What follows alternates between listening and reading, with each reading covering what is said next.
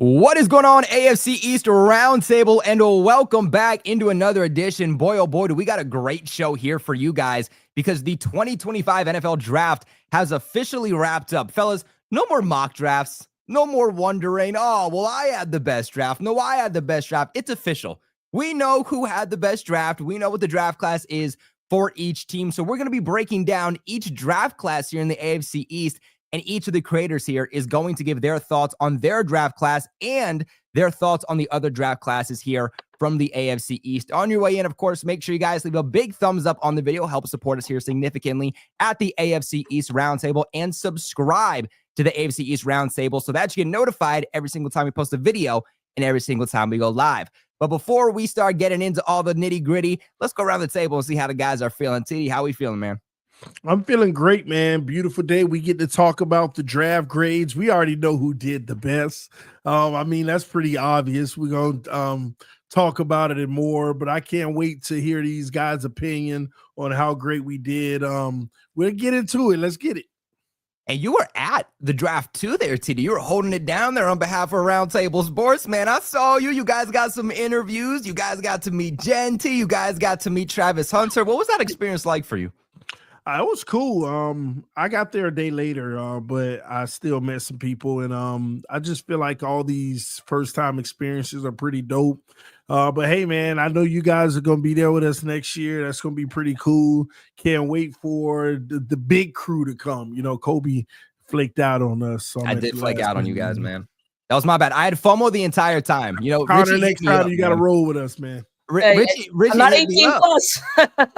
Richie hit me up. Don't worry, man. We'll tell your parents they can tag along too. But I remember Richie hitting me up and he was like, "Yo, we got accepted. Like, you want to come to the draft?" And I was like, "Dude, it's in less than 2 weeks. Those prices were like skyrocketing." I was like, "You know what? I was gonna do shows here, kick it from ground base for you guys." So I tuned into a lot of the shows they did for Roundtable Sports here on the AFC East Roundtable too. So whenever the Patriots would make a selection, I would come in and give my thoughts and reaction to it. But man, I had some pretty bad FOMO, so I'll definitely be there next year. Connor, how we doing? Colby TD doing well. Super happy to be here. No, Richie's a little under the weather, so hope he feels better.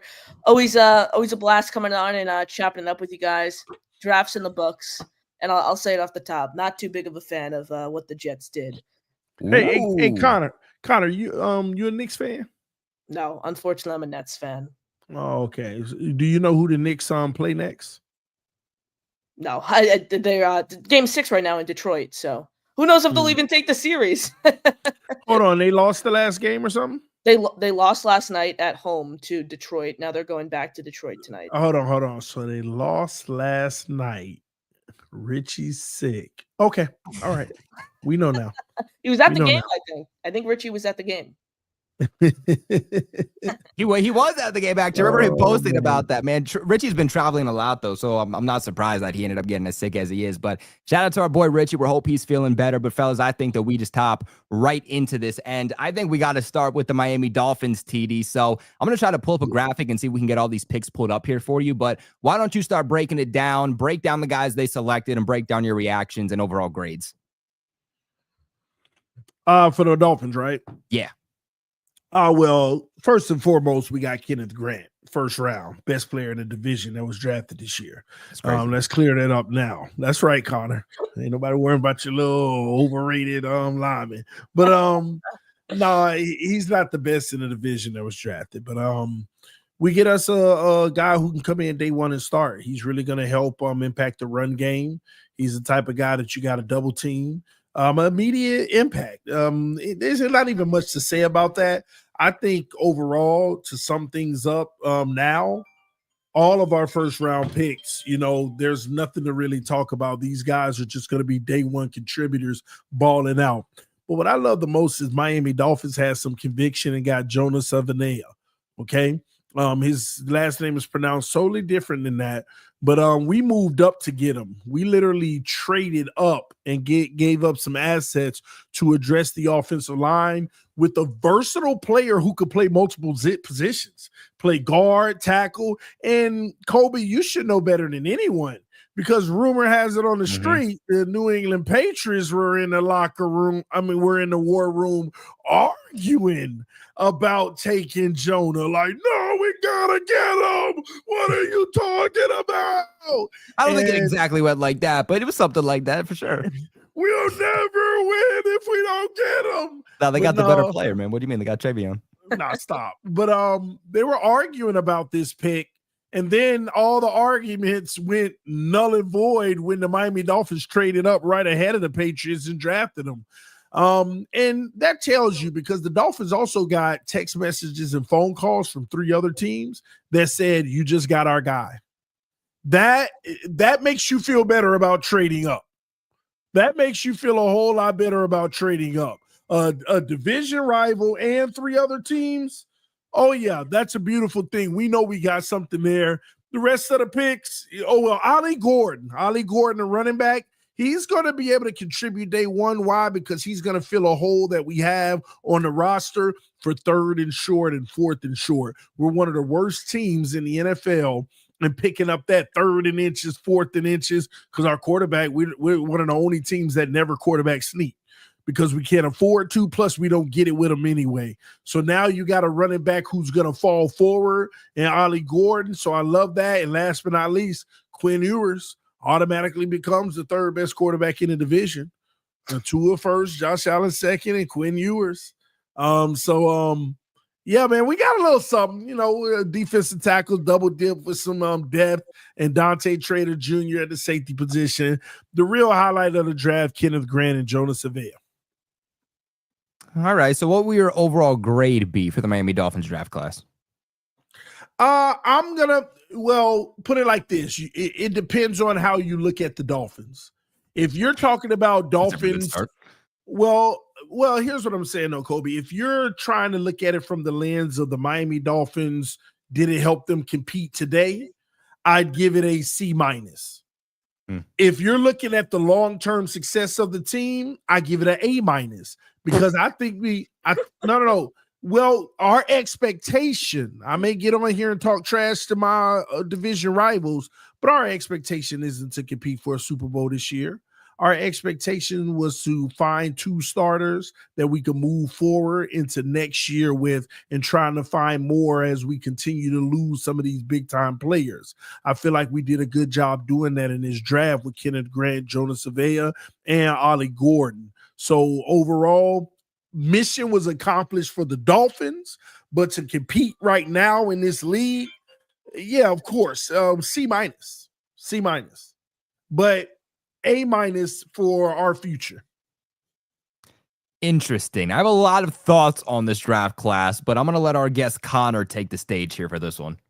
Interesting. I think Kelvin Banks would have been an incredible fit for the Dolphins. But he ultimately went number 9 overall, and he landed in New Orleans with the Saints. Like Kenneth Grant as a player, but when you have this many holes on a roster like the Miami Dolphins, do you really, really, really want to be using your top 15 pick on someone who, let's be real, is nothing more than just a pure run stuffer? This is someone who I think had 6.5 sacks throughout his entire college career, 3 last season.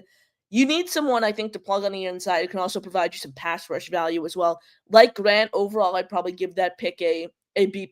I'm not as high on it as most people, just because I think he's just pretty much a pure run stuffer. That's the way I view Grant. Otherwise, the rest of the class, I think Quinn Ewers in the 7th is solid value. This is someone who can come in and compete with Zach Wilson. Yes, Zach Wilson for the quarterback 2 job on this Miami Dolphins depth chart. Jordan Williams, another solid player. Jonas Savanea, however you say his name. There you go. Experience at tackle, but I think he's going to play more on the inside at the NFL level, like Kuiper lists as his position right there. I'd have to lean more with TD here. C- for me, and definitely not an A- for long-term future. I can assure you that right now. Hater.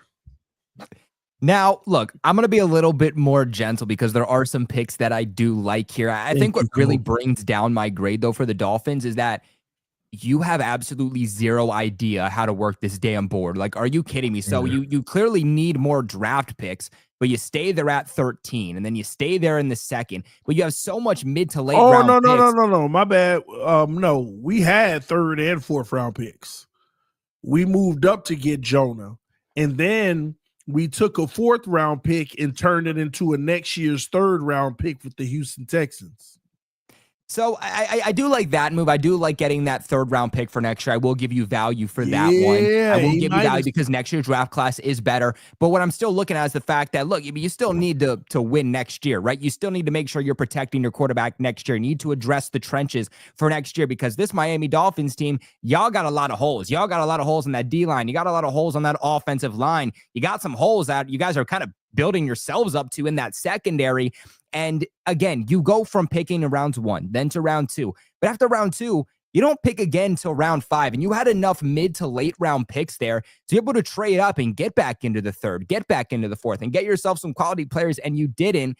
Who's your general manager, Chris Greer? Like, you guys just don't know how to manage the board. And I think that really killed you in this draft class. And you had a lot of potential, but you just didn't know how to work the board. And that's what's really hurting my overall value for you guys. You know, Kenneth Grant, not a bad pick. He was one of the better interior defensive linemen in this class for sure. He was projected 1st round pick. You guys took him in the 1st. It wasn't the direction that I personally would have went with, because of who was still left on the board. I think there were better options, but you still go with a guy that's going to help you address the trenches. Mike Vrabel said this best himself. Football games are won in the trenches. I always say this. The second most important thing in football behind the quarterback position is the trenches. The Philadelphia Eagles are a beautiful blueprint on this. So I like that you went trenches in back-to-back rounds here. Jonah Salvanea, of course, here. This is a guy that I'll be really interested to see how the Dolphins decide to use him. He has that tackle guard versatility. He is a Swiss Army knife there on the offensive line. TD, you alluded to this earlier. The Patriots did have interest in selecting him at 38. Now, they weren't going to trade up for him, but there was a division in the Patriots war room on, do we want to go with Travion Henderson or do we want to double up on the O-line, get our left guard with Jonas Salvanea? Obviously, it made the Patriots pick very easy. When the Dolphins got scared, that was the direction the Patriots were going to go. So they traded vital draft capital to jump ahead of them and take him. Nonetheless, though, I do like that selection. You're helping to protect Tua, which is what you guys need to do. That O-line's dwindling down. Your number one priority after the extension you gave him has to be protecting Tua. So I like that move. But what I don't like is that that's the only move you made on the O-line. You need more starters. You need more depth. You should have built around that offensive line a little bit more. And in the 2nd round with Jonah, that is the only addition you made there in this draft to address the O-line. I don't like that move there in the slightest. All offensive production starts up there in the trenches with the O-line. I like that you doubled down there on the interior of the D-line with Jordan Phillips. That's more of like that big body, run-stopping interior defensive lineman. So I do like him, especially there in the 5th. I think that's pretty good value. Ollie Gordon there in the 6th, too. This was a guy that I saw at the Senior Bowl, and I remember seeing this guy. Fun little story. And I turned to Dan, I turned to Richie, I turned to Joseph Dion, our Detroit Lions creator, and I say, who in God's name is that? I mean, Ollie Gordon was towering over everybody else. I think that he's a good change of pace back for you guys. Now, I think from a mechanical standpoint, Ollie Gordon's not very good. He didn't have a good Senior Bowl. He didn't have a good pre-draft process. So I don't think he's like this next great running back for the Miami Dolphins, but I think he's really good in comparison to what you have. You didn't need a speed back. You didn't need that elusive guy. You didn't need the guy with that receiving upside out of the backfield. You needed that big bulldozer running back that could get you the tough yardage that you're never going to get behind the line of scrimmage. And that's what Ollie Gordon was. So decent pick, good value, good change of pace guy. I don't expect him to be much. Quinn Ewers too. This was a guy that, you know, some people thought could have been like a 3rd round pick in last year's draft class. He elected to stay there at the collegiate level. You get him in the 7th. I don't know if he's ever going to be like a starting level quarterback in the NFL. I don't think he's going to, but I think at best in the 7th round, you're just hoping that you're going to get a developmental good backup quarterback. And I think Quinn Ewers has that potential in the 7th round. So overall, with all that combined, I'm going to give the Miami Dolphins draft class a B-. So I think, will you take that, TD, a B-? TD, you're muted.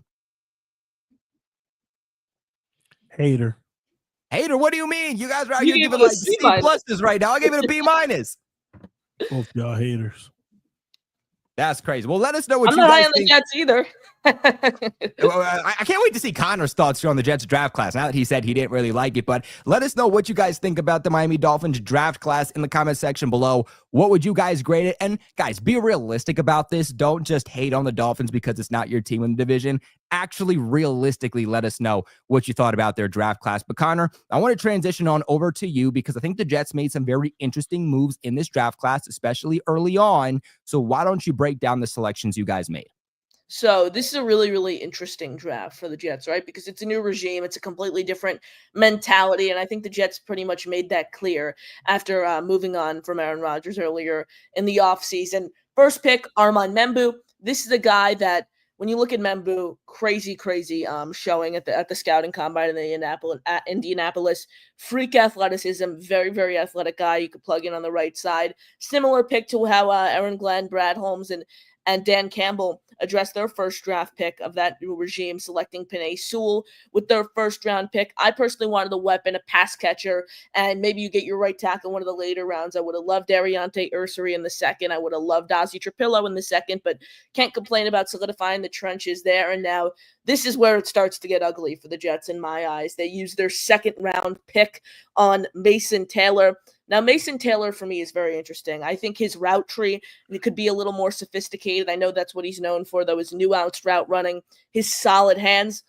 The biggest concern for me is the Jets didn't come away with a blocking tight end. That is one of the biggest things they need. Mason Taylor has the size to play in line, but he's gotten bulldozed in the blocking game. That scares me a little bit. Azarie Thomas, love the player, awful positional value in the third round. The Jets did not need to use a high third round pick, a top 75 pick on a cornerback after they just signed one to a multi-year deal worth up to over $36 million this offseason. Jalen Noel was the guy I wanted there. And with the fourth round pick, the Bills decide to leapfrog the Jets to grab Deonte Walker. That's who I thought the Jets were going to select, and ultimately I think the Jets are forced into a panic pick here with Arian Smith. They had him in for a 30 visit. Expected to be a 6th or 7th round guy. This is someone who was a Georgia State track star. Awful hands, 10 drops last year, only 5 missed tackles. That was a puzzling pick. Trade up for Malachi Moore, get their safety leader like him. Maui Goa, they trade up, they get him. Maui Goa is interesting because he's had surgery on both of his shoulders last year. I really wanted the Cody Simon, Kobe King, 2 of which were still on the board there. That's a thing I didn't like. My favorite pick, though, last pick, Tyler Barron, trade up to get him. Great value, great run stuffer, great pass rusher, young athletic guy you could put off the edge, Aaron Glenn type player. I have to give this draft overall a C-. I just don't think the Jets played the board well overall when it comes to a positional value standpoint. I thought Tyler Barron was the best value pick by far, like the Membu pick, like the Moore pick. Other than that, a bunch of question marks for me. So I'm just going to come on here. I'm going to be honest, give the Jets a C-. Wow, Connor. Absolutely love how honest you are. And I'm not saying this as a Patriots fan. I just love how honest you were able to word it. Just come on here. And by the way, my grade's higher for the Jets, and we'll get into that here in a little bit. But, the fact that you as a Jets fan, as a Jets creator, were able to come on here and be as honest as you were, major props to you. Now, TD, what do you think about this Jets draft class when you look at it? Armand Membu, dog. I mean, you can't go wrong. Listen, they just got a stud for several years to come. He's going to be a problem. He's not going to make it easy on you. They solidified that. You move forward to Mason Taylor, tight end. I wasn't,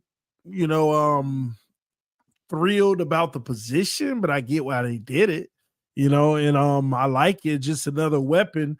The only problem is he ain't got a quarterback to throw him the football. Then you go, I always have a problem pronouncing his name. The first Azarie Thomas. Azarie Thomas. I like this move more than anything because he's better than Sauce Gardner, and he gonna replace him. Jets fans don't know it yet, but y'all heard it here first. Your overrated corners days are numbered. But no, Azarie, I think he's going to be a good corner in his league. And then he comes in with a defensive-minded coach that works in the secondary. This is what you want. This is a Aaron Glenn pick here. And past that point, I'm not the biggest fan. I'm not the biggest fan of the rest of all of it. Tyler Barron, I get that move there. just a project. Hope that he becomes something. But Francisco, that's a nice move. I think that he could be a really good depth player in this league. Like, if you develop him properly on this level, he can come in and give you some quality snaps. But I don't think he's ever going to be a starter caliber player. But one of those guys where you plug in, oh, he made a play. He's going to be like a special teams contributor who could be a linebacker 3 or 4 on your team. Bingo. You hit it right on the head. So, overall, I would give the Jets a B-. Generous than me. Yeah, I thought they did better than you're saying, because remember, that team, y'all roster is a good roster. Don't act like it wasn't to begin with, in my opinion. And really, it was about getting some pieces in to add depth and value for the future. Hopefully they work out. But that top end, the first 3 picks, those guys might be formidable starters for years to come. The biggest thing for me is you didn't get a run-stuffing defensive tackle to plug in next to Quinn Williams. Right now, it's still looking like there's a bunch of undrafted guys. I mean, I said Deonte Walker, I think, was going to be their 4th-round pick until the Bills leapfrogged and came up to go get him 1 pick ahead of the Jets. But still, they don't have that space eater to plug next to the 3 tech and Quinn Williams, who's going to get you that pass rushing presence on the interior. And then come away with a blocking tight end. We know a lot about what the Detroit Lions did last year. Had to do with a lot of blocking and a lot of tight end usage. Right now, even with adding Mason Taylor, you have Mason Taylor, Zach Kuntz, Jeremy Ruckert, Stone Smart, all receiving threats. Jeremy Ruckert cannot run block to save his life. That is the thing that concerns me. And TD, I think you got the biggest steal in all of undrafted free agency in my eyes, with stealing Jalen Conyers right away in priority UDFA from Texas Tech. That's a guy who started 2 games at quarterback at the college level, someone who is a receiving threat, but most notably can get in there on 12 and 13 personnel and be a run stuffing presence. Nice. Interesting. So I look at this Jets class, and I actually like the moves they made early on. Now, as the board goes down, I don't love it, but Armand Membu, to me, A++++++. And when we reacted to this on my live day 1 watch party, there were a lot of people in the chat that were like, yep, the Jets just jetted. You got Tyler Warren on the board, and you guys went tackling back-to-back years. And here I am. I'm like, I don't really understand the hate. Like, part of me might have even laughed if you guys went Tyler Warren, because Tyler Warren, he was good last year at Penn State, but he had 1 year of pure production, right? Like, there is that bust factor potentially there with him. You guys go with Armand Membu, one of the best tackles in this class. To me, I had him as my tackle too. And you stay pat. You get him. He has versatility. Some people say he might be able to switch on over to the left side, but that's not what you guys need. You guys need a right tackle for your future. You need a right tackle right now, and you're allowing him to play at his original position. This allows you to put Olu Fashanu back at his original position over on the left side from where he played at Penn State last year when you guys drafted him in the 1st round. And I think because of this move of Armand Membu, suddenly the Jets have a top 5 offensive line in the NFL. And I am so big on having a good offensive line. I mean, I feel like people don't give good O-lines enough respect. Look at some of the best offenses. Look at some of the most successful teams in the league. They also happen to have some of the best O-lines. The Bills, the Ravens, the Chiefs, the Eagles, the Lions, all some of the best teams, all ironically have top 10 offensive lines in the NFL. Having that good O-line is going to allow the Jets to really have offensive production all over the field. It's going to help Justin Fields from a passing standpoint. It's going to give him more time in the pocket. It's going to help these running backs have actual blockers up front. Without those blockers up front, you guys do not get your return on investment for your quarterbacks, your wide receivers, your running backs. I think your running backs are jumping for joy after this addition. So big time fan of this one for the New York Jets. As an in-division rival, I hate to see it. Now, moving on to Mason Taylor. Mason Taylor, to me, I thought could have potentially even been a back end of the 1st round selection. I think that he is the 2nd best receiving threat in this class, but that's where it stops, right? Yes. He's the 2nd best receiving threat. That's all. I don't like him as a blocker. I don't think he's a very good blocker. I had him compared to a Mike Gesicki. I think he's a versatile chess piece from a receiving game. Interesting. I like that too. I think he's someone who can play all over the offensive formation, inline tight end, as a big slot receiver, put him out as the outside as a big X receiver. And I think that that's going to help Justin Fields having that big body target in between the numbers, outside of the numbers. But you also need a guy who's going to block. Like, I'm expecting this Jets team to be a heavy run-based team. They're going to run the ball with Justin Fields. They're going to run the ball a lot, period, with some of the backs that they got there. And with that being said, you're going to want that extra offensive lineman in there, right? You want a tight end that's going to be able to block for you a little bit. And Mason Taylor doesn't give that. And I'm kind of expecting that Mason Taylor gets pinned in pretty quickly there, as your tight end one. So I think that if they wanted to go tight end this early on, maybe they should have went with a more well-rounded guy, maybe like a Terrence Ferguson or something like that. I think there were guys on the board that maybe made more sense for the type of offense they're going to run. But nonetheless, you got a guy who, from a receiving standpoint, is going to be an absolute dog for you. Now, moving on to Azareye'h Thomas, this is somebody that I got to see myself in the Senior Bowl. Definitely dealt with his inconsistencies, but this is someone that when they were doing those one-on-one drills, they're locked down in the red zone. Like, this is someone that might have some of his issues early on, but I think when he gets into the red zone, he's going to be locked down for the New York Jets. And that's where it's most important, right? Bend but don't break type of defense is what I can see the New York Jets having this upcoming season, in large part because of Azareye'h Thomas. I had him projected as a 3rd round pick. Even if you project him to go as a later 3rd round pick, you're still getting him in the 3rd round. I don't really consider that a reach, in my opinion. My biggest flaw with the Jets is Arian Smith, the wide receiver, at F. Just an absolute F addition there for you guys. Didn't understand it. Better players still on the board. Jalen Royals on the board, who could have played in that same role. Smith is fast, right? Smith is fast, and he's going to make a defense respect you over the top. But those hands, those drops, wildly inconsistent. I do not like this addition for the New York Jets. That really brought down my grade for you guys.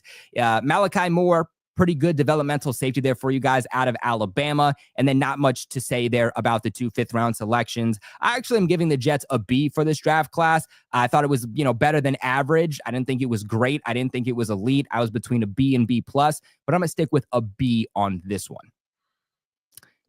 But fellas, we were supposed to have our Bills representative, but it doesn't look like they're in here still. So let's just go to the Bills draft class and we can kind of touch upon it. We can. Anyway.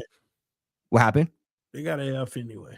they got an F. You think they got an F? Well, let's look at their picks anyway, and we'll go around the table here and we'll give them our grades. Where are they? They're right here. So let me scroll up here. So the way that I see the Buffalo Bills draft class, they started off here with Maxwell Harrison, who ran the best 40 time out of cornerbacks in this draft class. I think he's just a really good guy. I think he's going to be good for that culture there in Buffalo.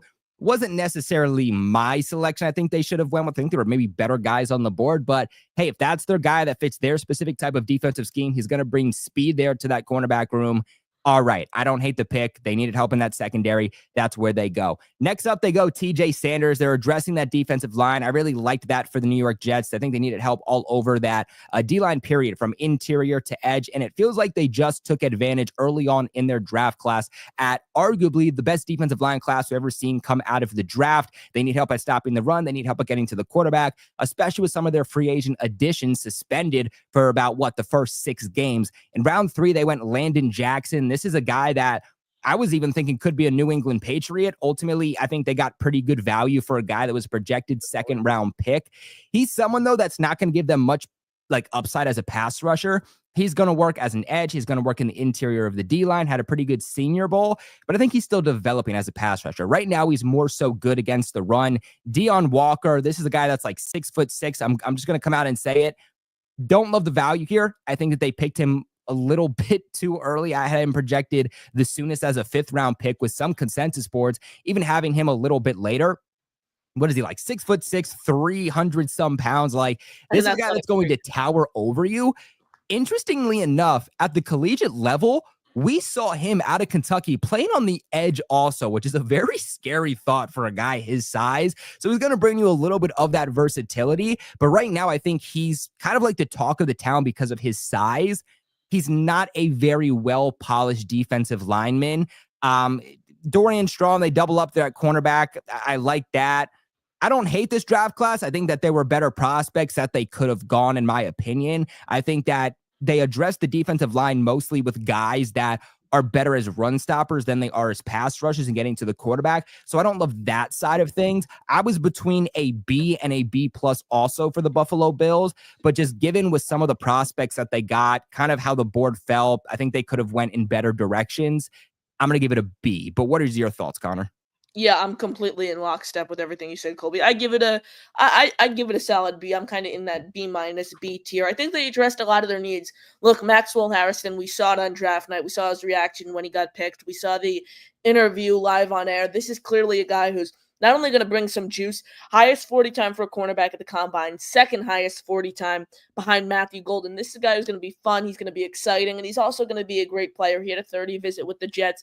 I was hoping he would fall to the second round, though not the case. He goes third to Buffalo, like that pick. Like TJ Sanders, the thing is he's another 3 tech. I thought Buffalo needed to get a big space eater to fill that 1 tech role. TJ Sanders, slightly under 300 pounds, but undoubtedly a solid player. Landon Jackson Colby, I believe you interviewed him at the Senior Bowl. This is a guy who's really interesting. Great run defender off the edge. I was expecting him to go in the second round. I thought he was going to be a mid to late second round guy. Great value there in the third. Deion Walker, athletic freak. That's the space eater. I'm a little higher on Walker than you, Colby. I really, really like that pick for Buffalo. That's the space eating guy you could plug in on the interior. Hawes, I'll skip to Hawes here. This is a guy who's just going to play smash mouth football, an absolute leader. He's going to get you 100 receiving yards a year, but he's going to be an absolute blocker. He's a willing blocker. He's going to be a leader on that offense. He's going to go play in the trenches. Really like that pick. And then the last 3, don't know much about Dorian Strong. Chase Lunt, I know he had an interesting story to the NFL. And then Caden Prather, speedy 7th round flyer. I give this draft a B. Ooh, all right. So it looks like me and Connor are pretty pound for pound here on what we think about this Buffalo Bills draft class. I feel like it's kind of like last year, right? Like, is it elite? No. Is it great? No. But is it a failed draft? No. Like, you feel pretty good about the direction they went, especially because they addressed some of their most important needs. Did they go with maybe some of the best prospects? No. I think there were some of the, better prospects still on the board at their respective positions, but they at least targeted guys at their most important positions. So I think those could be impactful players for them. TD, what do you think? D plus, C minus. I'm stuck between that. I'm not trolling. The Bills missed the mark big time. First of all, their first 5 picks were literally defense. Okay. And then I didn't notice that. And then the 6th pick is a tight end when they already supposed to have that covered. Then they go back to defense. See, I understand that they do need to get better on defense. But your defense ain't stopping Mahomes and all those guys anyway. Your defense ain't stopping, the best in the AFC. You got to win by outpowering these teams on offense. And you can't get over the Chiefs. You should have went wide receiver early. Maxwell Harrison, there were wide receivers that would have been a better look, in my opinion, for you. You could have got corners maybe in the second round, but then you go defensive tackle. I actually like TJ Sanders, but not for Buffalo. He's not the tech you need. Yep. That's the problem. I like him. Let me say that again, but not for Buffalo. It's not what you actually needed, the run stopper. All right. Landon Jackson, edge, value pick. I'm not mad at it. Deion Walker, I actually like Deion Walker. See, and that's a proper location where you could have got him.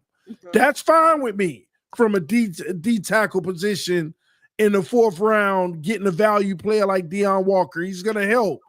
But the rest of it is just a train wreck to me. It's like they were just shooting all across the board. Y'all can call me a hater all you want in the chat. These are facts, man. Y'all went TJ Sanders when you need a real – no, you missed the mark. Y'all needed a legitimate wide receiver, but you got Elijah Moore today, trying to make up for your draft blunders. So you know what? I'm gonna give y'all a little love. I'll give you a C flat. I'm gonna be a little positive for you. I'll give you a C flat.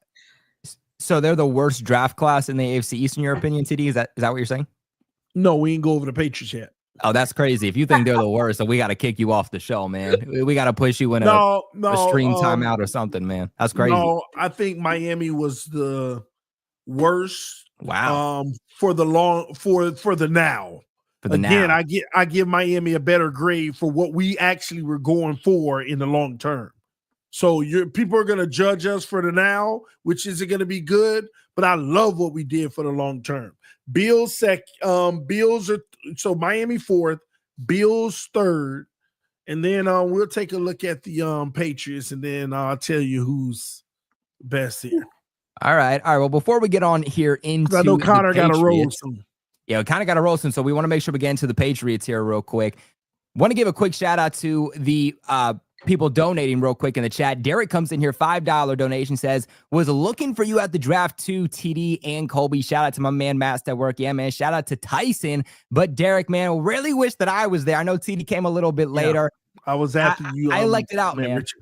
I liked it out. I had FOMO, but I'll be there next year. We got a lot of really cool stuff coming up here with the AFC East Roundtable. Obviously, we'll have our events next year too. So, man, Derek, definitely hope that we're able to see you with some of our events here this upcoming year, man. Shout out Derek. We got Lino TV coming in here, $5 donations, and I can't believe I'm saying this, but I agree with TD about the fins, shaking my head. Wow, Lino and TD on the same page. Never thought that I would see the day. Kind of crazy. How about that? I kind of like that. But you know what? Let's transition here on over to the Patriots, a team that had the best draft class in the AFC East and one of the best draft classes in this year's draft class period. They made a lot of picks. They made 11 picks. So I kind of got to scroll down here a little bit, but I'm going to start off here. Okay. Pick 4, the Patriots go with Will Campbell. A lot of people feel like this is the controversial pick. Some people feel like they should have traded down.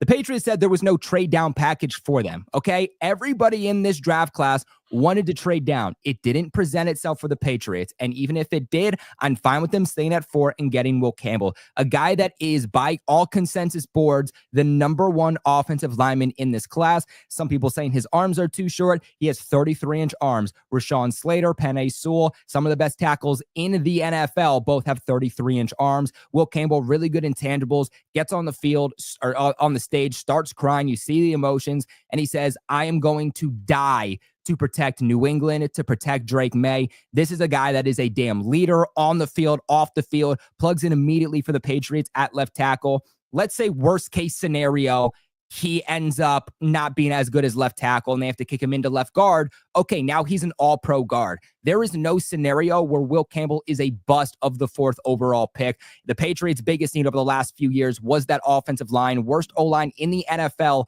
over the last 2 years, and they get the best one in the class. Immediate day one plug-in starter. Absolutely love it for the Patriots. Like I said earlier too, right, when I was talking about the Dolphins, all offensive production starts up front with the O-line.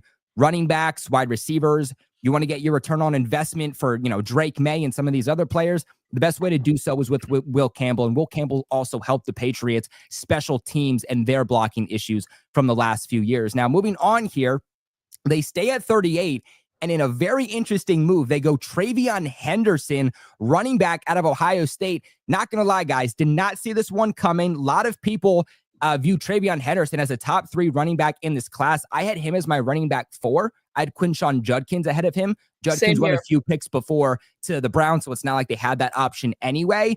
But like TD said early, it was between Travion Henderson and Jonas Alvanea. Obviously, Jonah was taken off the board, so the Patriots go with Henderson. Another really good value pick here by the Patriots. Henderson had back end of the first round hype heading into day 1 of the NFL draft.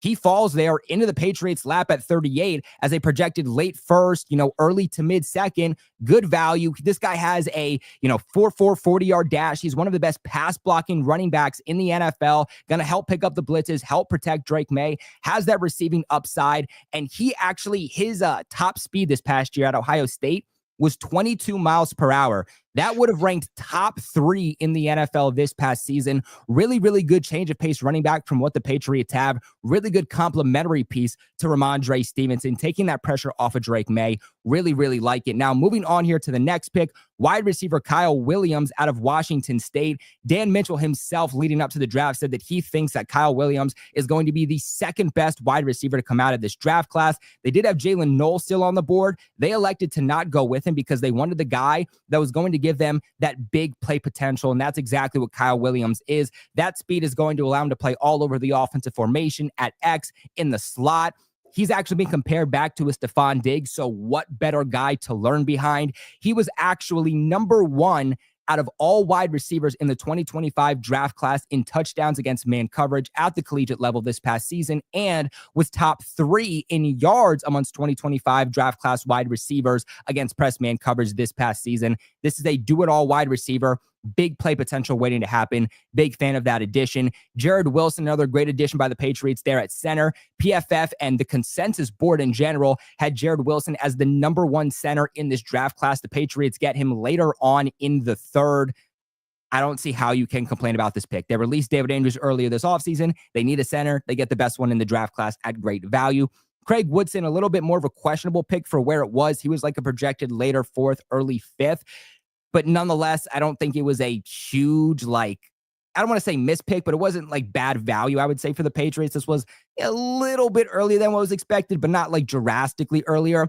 Really, really high football IQ safety, a pure free safety, which the Patriots needed. Really good against the run, really good in coverage. The Patriots traded up in the 4th round to get defensive tackle Joshua Farmer out of Florida State. Really, really, really good pass rusher. Great value pick by the Patriots to a guy that was a projected early 4th to 3rd round draft pick. And the Patriots get him with one of the final picks there in the 4th round to solidify the trenches, really beefing up that pass rush on that D-line.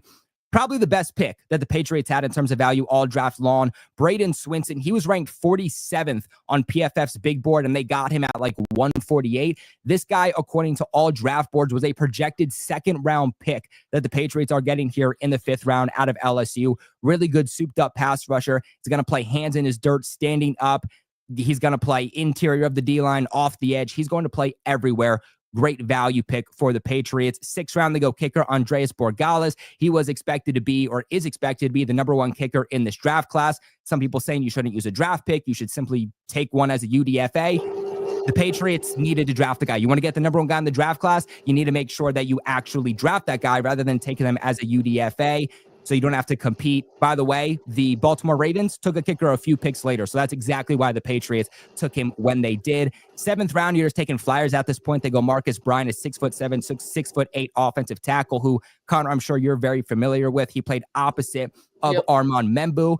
He played 500 snaps at right tackle, 500 snaps at left tackle. I think he's going to be a very, very versatile offensive lineman, a swing tackle early on with depth to take over there on the right side. Julian Ashby, the lawn snapper, late as a 7th round pick. Best lawn snapper in the class. Patriots released Joe Cardone yesterday, so they needed a future at-lawn snapper. Mike Giardi actually reported that the reason the Patriots drafted him was because several NFL teams were looking to make him a priority UDFA. So the Patriots used a draft pick on him, considering they literally needed a lawn snapper. And then Kobe Meyer, the final pick in the NFL draft. Don't love the pick. He ran like a 4.56. He's like 5'10". I think there are better players on the board. That's my least favorite pick out of all of them. I'm giving the Patriots an A+. They navigated the board perfectly. You know, they traded down at one point and got extra draft picks to be able to maneuver the board, trade up to get Joshua Farmer, to get Braden Swinson, to get Andreas Borregales. They also traded with the Chiefs and got a future 4th round pick for next year's draft. A+, easy for me. Connor, what are your thoughts? This is an interesting draft, right? I'm going to just start Will Campbell. This is a pick I know, Colby, you really like. Don't mind it at all. You get your offensive lineman, whether it's guard, at tackle. I think a great value pick there by New England, 1,000%. Again, I completely agree. Quinshon Judkins is actually my running back 2 in this year's draft. I had him ahead of Ryan Hampton. Travion Henderson, though, still an awesome player. You address that running back need. He's going to be your RB1, 2nd round, perfect first 2 picks offense. This is where it gets a little dicey for me. Kyle Williams, I'm always scared of the high risers who are skyrocketing up boards when football isn't going to be played. I had a 4th to 5th round grade on Kyle Williams. I think 3rd round is a bit of a reach for him. I really like the Jalen Noel or Jalen Royals in that spot. Jared Wilson, great center. Can't say much about can't complain much about him. Craig Woodson, interesting safety there. I like Malachi Moore a little more than Woodson. I had him higher on my board. Joshua Farmer, though, that's a great space-eating defensive tackle. That's someone I really wanted the Jets to go after. Swinson, love the pick. Love that they get their kicker in here, and Andres Borregales, someone who's been highly successful throughout his 3 years at Miami. Marcus Bryant, great pick. Julian Ashby, you get your long snapper. I mean, hey, if you use a 7th round pick on a long snapper and you have him for 15 years, that's solid value because 7th round is just flyer picks there. Kobe Minor, agree with what you said there, Colby. I'll give New England a B+ here, just because I would have been an A- if they took a Jalen Noel, if they took a Jalen Royals with that 3rd round pick over Kyle Williams. So I'll give them a B+ here. I don't like particularly, though, going special teams with 2 of your draft picks. I will say that. Yeah, definitely understandable. I just think in the 7th round, you're taking flyers as guys that you don't want to take as a UDFA anyway. And like I said, they needed a kicker, they needed a special teamer as a long snapper, and that's exactly where they went. I think anybody giving this one a B is I don't know. I don't see it. I mean, multiple consensus boards are giving the Patriots, an A plus. So I mean, I don't see, like, if you're going to give them worse than an A, what did you want them to do different? It's not like they reached on any picks. They hit on all their needs. They went back to back picks on offense to build around Drake May. Like, to me, this was a perfect draft. It couldn't be better. People will say I'm biased, but if you're saying I'm biased, you're just pressed that your team didn't do what the Patriots did. TD, what did you think? Well, first off, Connor, you got to roll, right? I appreciate that. Yeah, I appreciate you, Connor, man. Just give us a letter grade for the Bills real quick. Bills, I'll give it a C plus. I'll give it a C plus. Right, cool. I'll be nice. C plus. I'll be nice. Damn. Okay, Connor. I think they could have had some better selections when it comes to overall value, and I don't like that all those picks were all defensive heavy to start the draft. And I think they could have gotten that bigger space eater higher instead of. Oh yeah, my bad, Connor. We already did the Bills, didn't we? Yeah, yeah, we did. My bad. All right, cool. No problem. Anyways, guys, appreciate you as always. TD, Colby, have a great night, and talk soon. Say, bro. All right, thanks, bro. Peace out. What up, Kevin? We got Kevin in just like that. But Kevin, before we get your thoughts on the Patriots draft class, TD, I know you're going to be crazy as hell, but break it down. First of all, ladies and gentlemen, anybody who drafts a long snapper starts out with an F. They had 11 picks. So what? 11 picks. One of the final picks in the 7th round, and they take the best long snapper when they didn't have one? Like, what do you mean? All right, Colby, let me give my fair assessment, okay? All right, first off, can you scroll down? Because I don't care nothing about all those scrubs. That's my bad. Yeah, I got you. All those scrubs at the bottom don't mean nothing, okay? Listen, Will Campbell, I think he goes without saying. I personally feel like he was the best player in the draft. Some people would argue that, and I mean the best player in the draft. You got your guy just like the Jets for years to come. To solidify that position, and you needed help in the trenches and on the O-line. This is a good cornerstone piece for your quarterback and your run game. And then you come back with Travion Henderson, which some people argue is the best back in this draft, and not the headliner.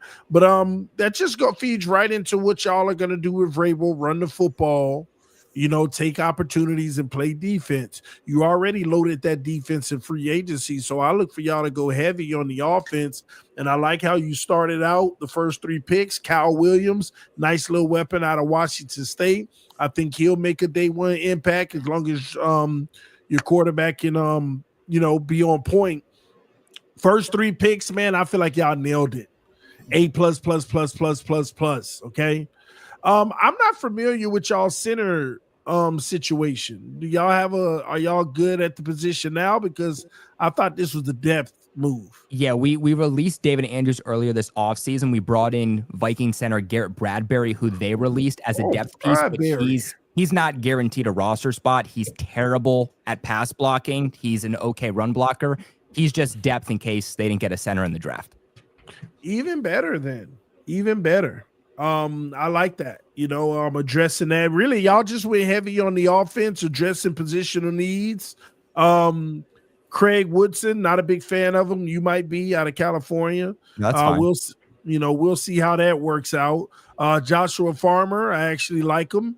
I think that he can earn his way into some reps, not a starter, in my opinion. But Agreed. It's the 4th round. You're not expecting him to be. I don't even know who Brandon Swinson is. Just FYI. 2nd round projection.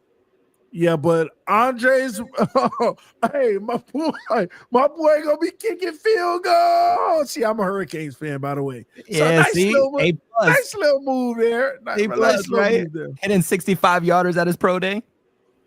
Anyway, listen, I'm not even mentioning the rest of these guys, okay? We'll see how that goes. But I'm going to give the Patriots A+. I'm going to give them an A+. They did a phenomenal job. My A+ for the Patriots isn't just from the draft. It's just the offseason in general. y'all really locked down that defense in free agency and then in the draft attacked offense, and you're going to build from here. I really do think that y'all can do something special this year, not with no Super Bowl, but just making the playoffs alone would be special. I wouldn't be surprised if y'all don't creep up and do something, man.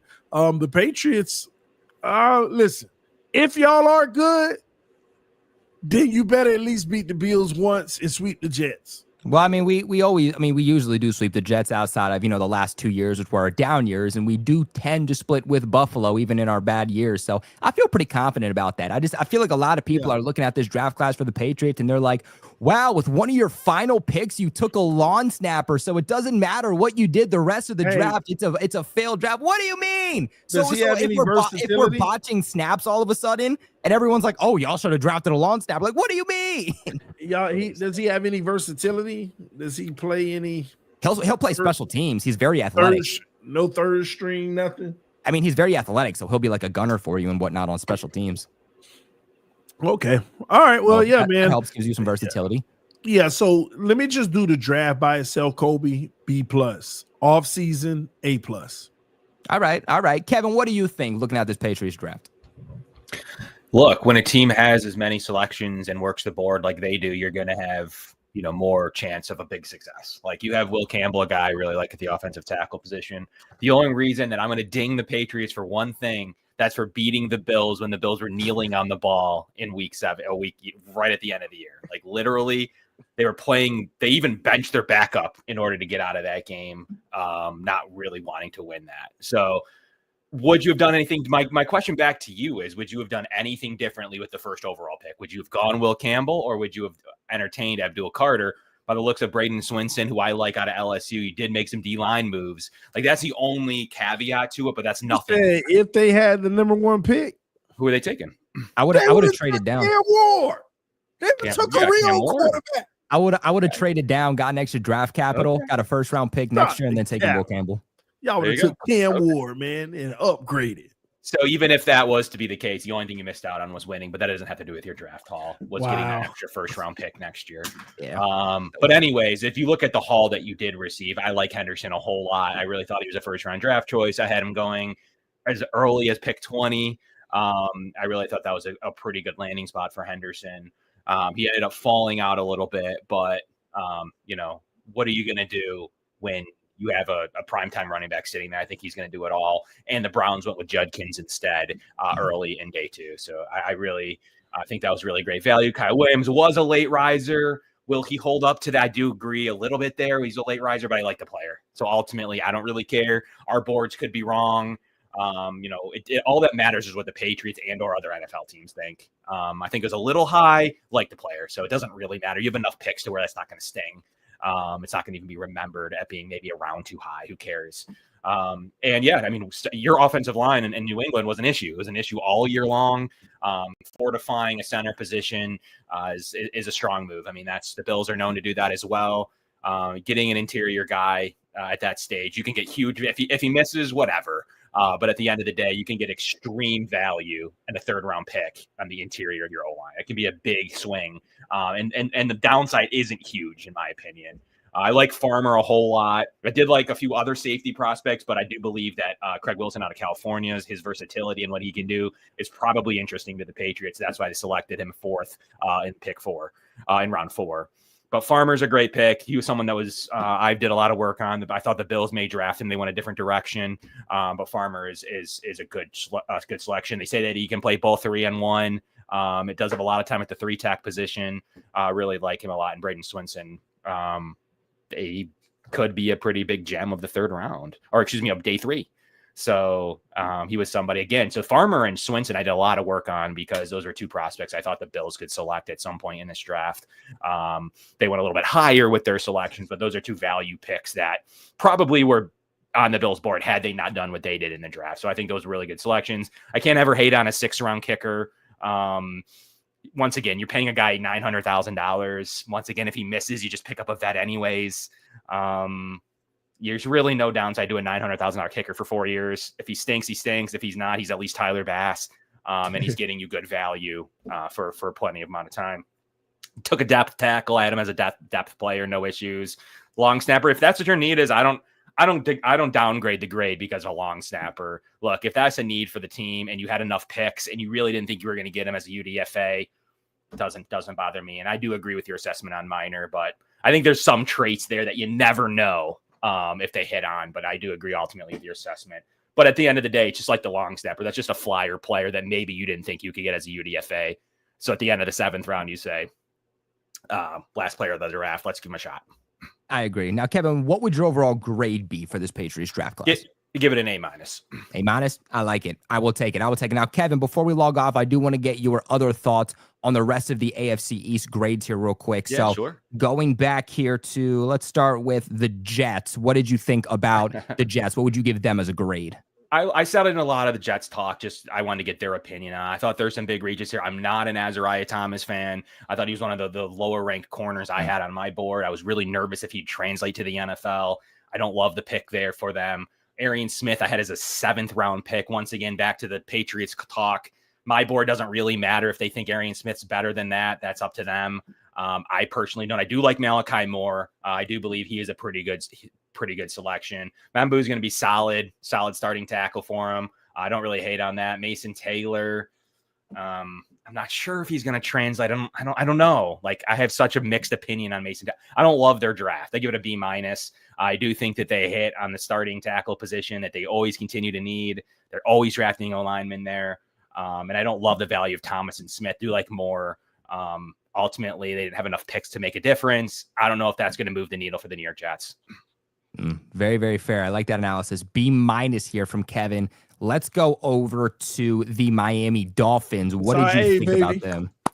Kenneth Grant's a good pick. He's a good player. One that the Bills are going to have to worry about, and the Jets and the Patriots are going to have to worry about. That was their guy. I didn't have him quite that high, but Miami said, you know what? We can't risk it. We don't know. We can't work the board. We don't know if he'll go. So we also trade up for him. A+. Get your guy. You got to get your guy. I'm the king of get your guy. I don't care. The value's a little high for Grant, but you got to get your guy. He's a good player. Baby. Good player. So I don't have any huge issue. Look, at the draft, they did similar to what the Bills did. Got to get the trenches. The Dolphins said we're going in. We're getting the trenches set. That's how you win football games. Right. So I do enjoy their selection. I do believe they've got a day one guard. They got a day one defensive tackle. And Jordan Phillips, who I really did like as well. We'll see if he translates, but I do like the value of him. Kind of the reverse of Grant, where I thought that was a little kind of early. I mean, Jordan Phillips is great value for the Dolphins. He's a good player. There just happened to be a loaded DT class. He's a 3rd round pick to me in other drafts if he was in a different year. And then you got a couple depth guys. Ollie Gordon's one of my favorite running backs in the class. You knew that Mike McDaniel is going to make that happen. That's a scary combo to watch out for fantasy football fans if it translates. Quinn Ewers is a good depth pick. I don't have any issues with him backing up Tua. 7th round value, similar to what I say about a kicker.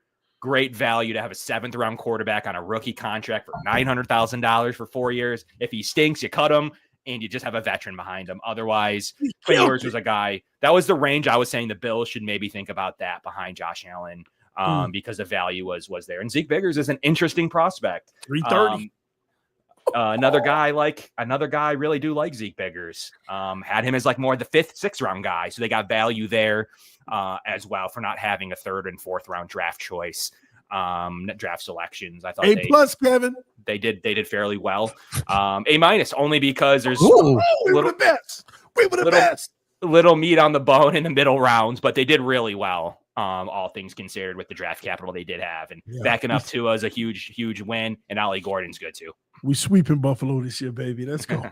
And now you lost him. All right, Kevin, give us your final thoughts here. Your team, what would you give the Buffalo Bills? Look, the Bills went defensive heavy for a reason. They can't stop Mahomes in the playoffs. It's as simple as that. You can't sit here and tell me that a receiver is going to make a difference for the Bills roster when they score 30 plus points in 8 straight games. Ultimately, I don't believe that Jalen Noel or other receivers that could have been on the board, Pat Bryant, are going to do anything to win you that football game. They needed to do something different. TJ Sanders is a penetrating 3-tech, a 12% pass rush win rate, a guy that is the top of the league in being able to get to the quarterback. That's why the Bills made that selection. Landon Jackson was in on about 40 visits in Buffalo. They loved his athleticism, what he could do. Look, ultimately, Deion Walker was a 1st round draft choice in 2023. played with a back injury, played stiff and played high. The Bills took a chance on him in the 4th round. I really enjoy what he may be able to do. And Jackson Howes is one of the best blocking tight ends that's ever came out of the draft. So I've scouted, and so I do respect people's opinion. He's going to be interesting combination for the Bills. And Chase Lunt, believe it or not, is one of the biggest sleepers. He's not going to play this year. The Bills O-line is really strong. But he's a super talented right tackle prospect. That's all he plays is right tackle. Bills may convert him to guard, but he's a guy that adds a further depth piece. And Caden Prather was just a guy they took for special teams later on in the day to say, hey, look, we're going to address receiver, but he's a special teamer. And the Bills actually just signed Elijah Moore a few hours ago. So ultimately, guys, I think it was a really solid draft. We can't continue to do the same things. We needed to go 6 out of 9 on defense. We need to make a difference against these playoff teams defensively, and we got to stop letting up 34 points on average in the playoffs. This is a good starting point to see. They just need to hit some of them. They don't need everyone to be an all-pro. I agree. What would you give the Bills then as an overall grade? I do like what the AFC did minus the Jets. AFC East, did minus the Jets. I don't love the Jets draft. I had them all doing really well in this draft. I had the Bills at an A- as well. So ultimately, these needs fit what they needed to do. I think the Patriots did the same thing. I like the value in the Dolphins draft. It's a good influx of talent into our already interesting division. I just don't like what the Jets do. They continue to spin their wheels. They are very clearly in 4th place, in my opinion, in the AFC East. Interesting. I like that. You know what, Kevin? I think you convinced me to. I think I might bump up the Bills from a B to a B+.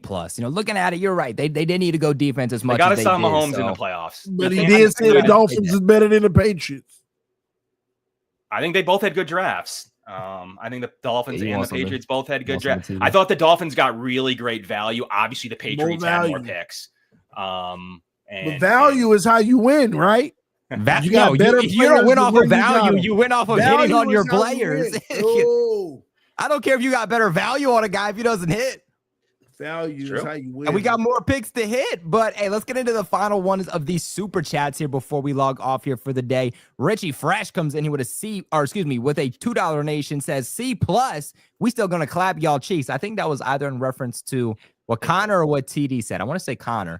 But yeah, Richie Fresh was not happy about that. I don't know, TD, though. You said some crazy things today, so that might have even been about you.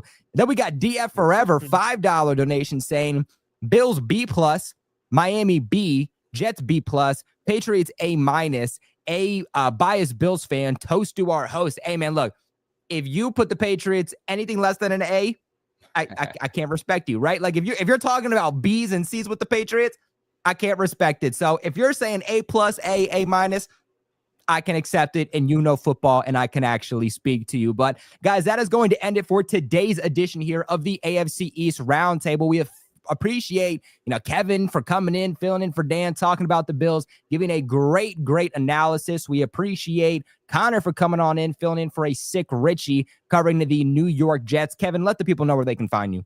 As always, you can find me on X at Kevin Masseri.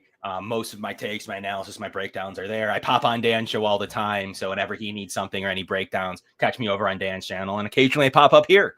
So it's been, really good to see what your opinions were of the draft. And it was great to jump in for a little bit. Now, we appreciate you, Kevin. Of course, if you guys want to check out more of my content about the Patriots, today's content about the Dolphins, make sure to check out the links in the description box below. We got one more super chat here from Richie Fresh. Big $10 donation from Richie, man. Shout out Richie. Says, TD, yours better be your saving grace because Tua will be fencing by week 4. Elijah Moore going to toast y'all bums. Get out of here, Rich. Landon Jackson will be y'all worst nightmare. Go Bills, baby. I do like the Elijah Moore edition. Like, he's a good, number 3 slot guy. I liked him, like a 500-yard guy. He puts that up for the Bills, man. Like, that's a good value this late into the offseason process. And Richie Fresh, I'll give Josh Allen some credit. He the best quarterback in the division. Then it's Tua, then it's yours. So we good.